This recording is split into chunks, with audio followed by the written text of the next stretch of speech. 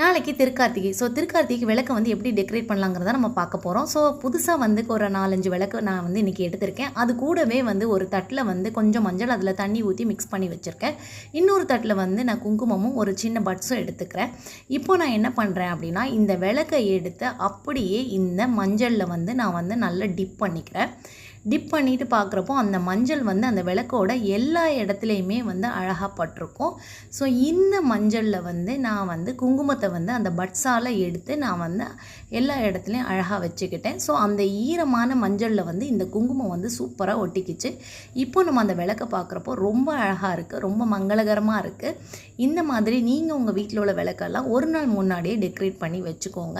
இப்போ பாருங்கள், நம்ம நார்மலாக கடையில் வாங்கின விளக்குக்கும் நம்ம செஞ்ச விளக்குக்கும் எவ்வளோ டிஃப்ரென்ஸ் இருக்குது பார்த்தீங்களா? ஸோ இதே மாதிரி நீங்கள் இந்த திருக்கார்த்திகைக்கு நீங்கள் உங்களோட வீட்டில் உள்ள எல்லா விளக்கையும் இந்த மாதிரி டெக்கரேட் பண்ணுங்கள். ஓகே கைஸ், பாய்.